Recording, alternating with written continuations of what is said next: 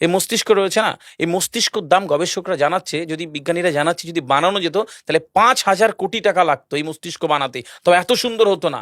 এই মস্তিষ্ক চালাতে যে বিদ্যুৎ লাগে এটাকে 2,000 কোটি কিলোওয়াট বিদ্যুৎ লাগে। একটা মস্তিষ্ক পুরো বাংলাদেশ চলে যাবে, আর কিছু বিদ্যুৎ বাইরের দেশে বিক্রি করে এই দেশ টাকা রোজগার করতে পারে। এই আপনি চিন্তা করেন যে শিরোপোষের এগুলো, একটা তারের হেডফোনকে পকেটে দেবেন আর বের করবেন, দেখবেন ছাড়াতে হচ্ছে, তাই না? জড়িয়ে জট জানা লেগে যাচ্ছে। এই পুরো শরীরের মধ্যে এরকম জড়ানো পেছনে যত শিরা আছে না, এই শিরাগুলোকে বলা হয় খুলে খুলে রাখা হলে 11 একর জমি লাগতো, 11 একর জমি লাগতো।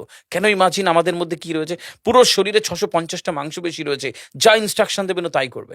আজকে একবার ভেবে না কাল একটা বাইক কিনবেন, হন্ডা কিনবেন, আপনি বাইরে বেরোবেন দেখবেন সব বাইকের দিকে নজর যাবে, এই বাইকটা ভালো, এটা সুন্দর, মাইলেজ ভালো, কোনটা ভালো, কি দেখবো। যতক্ষণ না কিনবেন মস্তিষ্ক আপনাকে ছাড়বে না, ও চিন্তা করতে থাকবে। ঠিক সেরকম একটা কমেন্ট যখন দিয়ে দেবেন এই মস্তিষ্ক আপনাকে ওই কাজে এগিয়ে নিয়ে যাবে। পৃথিবীতে মানুষ না বেসিক নিডস গুলো ফ্রি পেয়ে গেছে। ভাবুন তো একবার, পৃথিবীর সবচেয়ে লাক্সারিয়াস ড্রিঙ্কের নাম জানেন? পৃথিবীর সবচেয়ে লাক্সারিয়াস ড্রিঙ্কের নাম হচ্ছে পানি। পানি, জল। জল। যদি 5,000 টাকা লিটার কিনতে হতো তাহলে মানব জাতি কয়দিন বাঁচতো? ফাইন, তো পৃথিবীর পানিকে ফ্রি করে দেওয়া হয়েছে। অক্সিজেন, একটি গবেষণা জানায় সারাদিনে একটা মানুষ যত অক্সিজেন নেয় এটি টাকা দিয়ে কিনতে হতো তাহলে 3.5 লক্ষ টাকা লাগতো একদিনের। শুধু রাত হয় বলে আপনাকে কত টাকা ইলেকট্রিসিটি বিল দিতে হয়, তাই না? ফ্রি পেয়েছি। আমরা সারাদিনে যতবার অক্সিজেন নিই, শ্বাসটা নিই, 17,609 9বার থেকে 23,608 বার। এই যার একবার দমের কষ্ট সে জানে একবার শ্বাস নিতে কত শ্বাস নিতে কত। তাহলে বেসিক নিডস গুলো তো ফ্রি।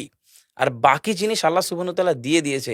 আপনার আমার জন্মের সময় সব দিয়েছে, একটা উইল পাওয়ার ঢুকিয়ে দিয়েছে, যে বাংলা ইচ্ছা শক্তি বলে। এই ইচ্ছা শক্তির বলে আপনি এখান থেকে বেরিয়ে কালো বলে চুরি ধরতে পারেন, আবার অভুক্ত মানুষকে একবেলা খাওয়াতে পারেন। এই দুটোর জন্য আপনার বিচার হবে আর আপনার জীবন একদিকে যাবে। বুঝতে পারে, ফিল করতে হয় কেন দেওয়া হয়েছে। আমরা বেশিরভাগ মানুষ দেখবেন নামাজে দাঁড়ানোর সময় যে কোনো একটা ঘেমো গন্ধওয়ালা পোশাক পরে নামাজে দাঁড়াই, বিয়ে বাড়ি যাচ্ছি হেভি ফিটফাট করে। কখনো এটা ভেবে নামাজে দাঁড়ায়নি যে আল্লাহ সুবহানাহু ওয়া তাআলার সামনে দাঁড়াচ্ছি, যিনি আমাকে সৃষ্টি করেছেন, আমার রবের সামনে দাঁড়াচ্ছি। এই ফিলটা হয় না। আমি সিজদায় গিয়ে বলি সুবহানা রাব্বিয়াল আলা, ও ঢাকায় নামাজ পড়ছি আর ঢাকুরিয়াতে রয়েছে আমার মন, কেন মানে বুঝি না। আমার তাকবীরে তাহারিমা করি আল্লাহু আকবার, আল্লাহ সর্বশ্রেষ্ঠ, ফিল করি না।